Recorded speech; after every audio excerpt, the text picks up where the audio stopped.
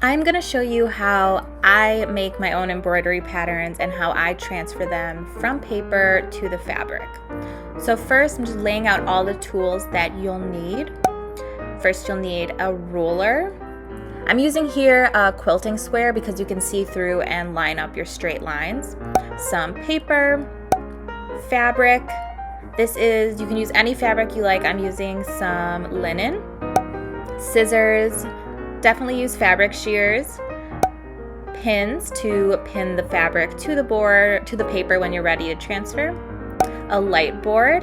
Again, you don't have to get a light board. You can tape it to a window, use the sunny light coming through, but I'm going to show you what I like to use, which is my light board. You'll need a hoop, some tape, a pencil for your sketching, a pen to draw over the lines, and then last, a water-soluble pen so you can draw onto the fabric, and then that washes off with water once you're completely finished. So I'm going to start off by sketching out my pattern. Using a pencil is very important in this stage because you're going to make mistakes, need to erase. For this video, I'm showing a simple pattern that I made of the green plumb bob that's in the Sims game. And if you know what the plumb bob is, it's the little diamond that hangs above the Sims head and is the logo. And I based it off of the most recent one for the Sims 4 that's a bit more geometric and kind of 3D looking. So you can make the pattern, as simple, as complicated, whatever you want.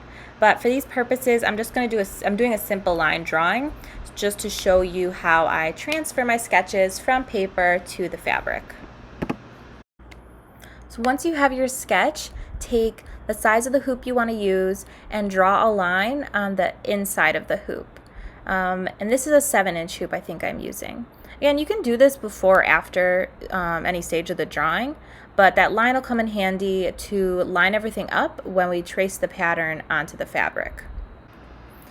And now I'm just finishing off by writing Sul Sul all around it, which I think means hello in Simlish. I think so. Somebody who knows, let me know. I'm pretty sure it means hello. Now that I'm happy with my pattern, I'm going to go over everything with a dark marker so I'm able to see what I'm doing when transferring onto the fabric. And once that's all done, just erase any remaining pencil marks. Now you want to get out your hoop and fabric. I'm using some oatmeal colored linen here, and again, I like to cut it out about 3 to 4 inches square wider than the hoop is, just to give you some wiggle room. When you unscrew your hoop, put the small inner part on the bottom, fabric over top, and then the wider part over that. Tighten it up, and once you get it pretty tight, really important to then tug on the fabric, make sure it's very snug. A lot of people, when you're starting out embroidering, you don't do this and wondering why the fabric's all loose and bunching. So it's super important to make sure the hoop is as tight as you can, and you're make sure you're pulling that fabric so it's kind of bouncy when you push on the middle there.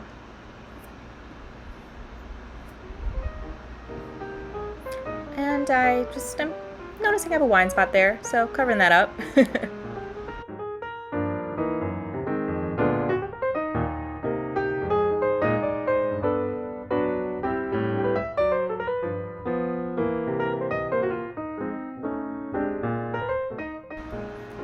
Now I'm getting out the light board. These are awesome. Comes really bright and it's perfect for tracing. You don't have to use this. You can, use a bright window, tape your pattern onto the window, fabric out there, and then use the sunlight. But these aren't even that expensive. I've seen some expensive ones, but this one I got from Amazon was around $25, I think. And it's really great. So I'm taping my paper pattern onto the screen itself, and then putting the fabric with the hoop on there and lining it up.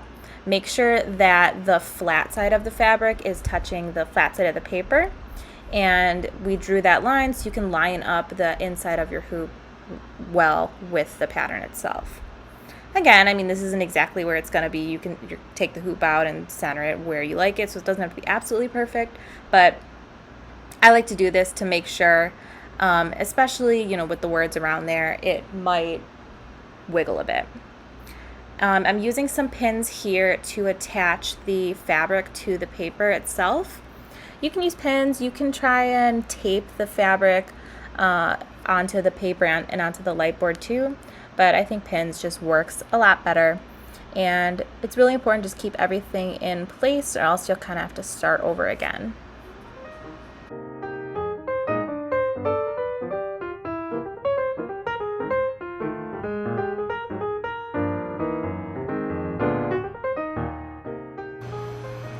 And now you're going to get out that water-soluble pen.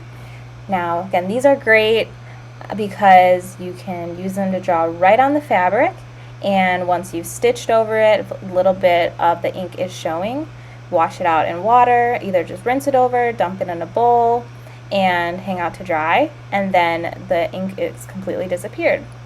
You don't have to use these. I didn't always use these. I would use a pencil.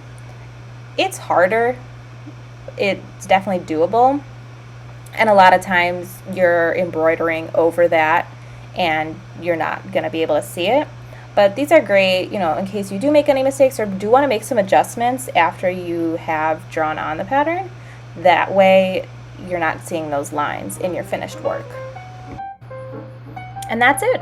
You have a finished pattern that is ready to get started stitching on. Next up here is picking out colors and types of stitches and getting ready to go.